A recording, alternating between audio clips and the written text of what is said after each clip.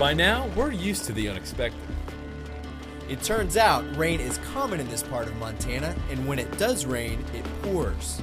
And this storm couldn't have had worse timing, because we're hiking Glacier. Glacier National Park is situated in remote northwestern Montana.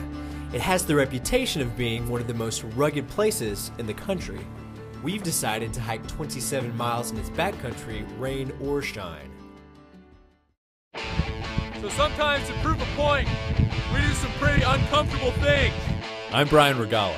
I'm Tyler West, and we're two college students from North Carolina. When we're not in class, this is where you'll find us. There's nothing to be worried about out here. I'm not used to this at all. Welcome to Glacier National Park. Well, at least now we know we can make a hut out of our own urine.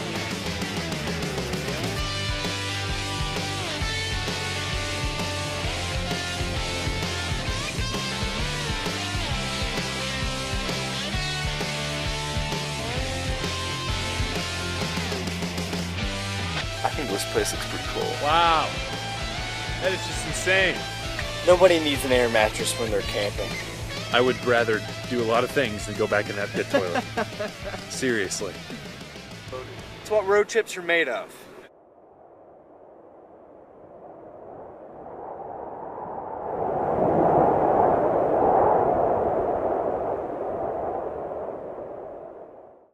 Unfortunately, rain continued through our first day of hiking. We trudged 10 soggy miles from the US-Canadian border to our first campsite at the foot of Glen Lake. Because downpours and cameras don't mix, we'll have to fast forward to the morning after the storm. We hike 10.2 miles in the rain, downpour. We eat dinner in the rain, we cook in the rain, and all of our clothes are completely soaked. We had to set up the tent in the rain, unfortunately, which got the inside of the tent wet. And then everything we put in the tent was wet. Another thing is we really put this tent through its first real rain test last night. Hasn't really been out in a lot of rain before, and we found out that it has a couple of leaks. So right here where the seams are, there was water just streaming in. But nothing is quite as bad as it seems when you're in Glacier. One glance around Glen Lake and we remembered the reason we were here. Our inside info about camping at Glen Lake would be deer like shirts. In fact, deer like to chew on anything that's come in contact with sweat. Hey, that deer had your shirt clear over there. It was chewing on it and everything. Got it from back here, so I'd probably watch that if I were you. After fending off deer, we cooked some ramen and prepared ourselves for the day's 7-mile hike. Our route takes us by some of the best trout waters in the park and to our next destination at Elizabeth Lake. Coming up next. Oh my God, did you see that? Bull trout. Must have been that big came up. Come off that thing in a kayak.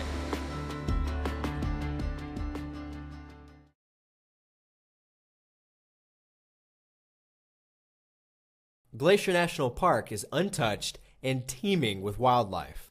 Within the first 10 minutes of our hike, we came across this guy. Surprisingly, moose are extremely dangerous. And this one caught us off guard. Sitting there, putting blister protect on our feet. I get up, stand up. Brian, there's a moose behind us. I don't know how long this moose had been standing there, but it's a pretty big bull moose. Just standing there staring at us.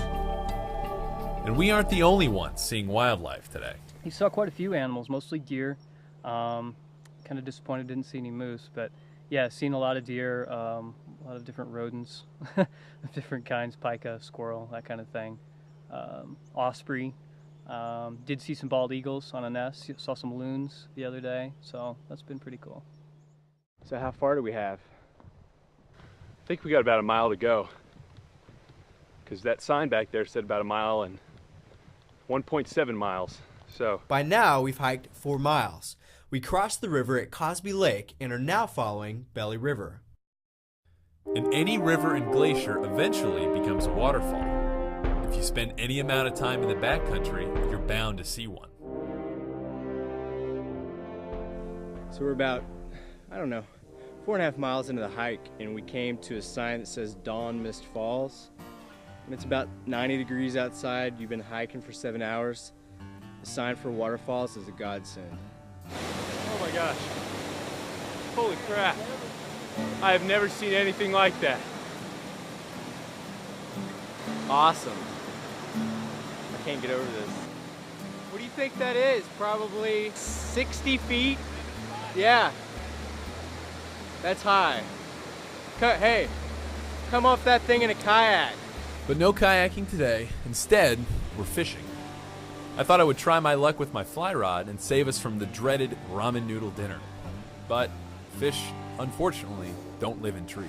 I was fishing right next to this cliff, wasn't really looking at what I was doing, wasn't out far enough. Now I'm gonna climb this cliff to get my fly back because I've only got like 11 of them. I don't want to lose one to a tree on my first cast. Luckily, the hook was hung on the lower branches of a pine, and a few tugs and we were back in business. Well, I got it back with a little help from Tyler. Had to go a little higher in the tree than I wanted to, but no harm, no foul. I got the flies from a local fisherman in Missoula, and he was right. Within a few minutes, I had a rainbow on the line. Got a rainbow? Yeah. Rainbow. My first trout on a fly rod. First trout at all, actually. Not very big, but that'll do. All right, I guess we can catch some dinner.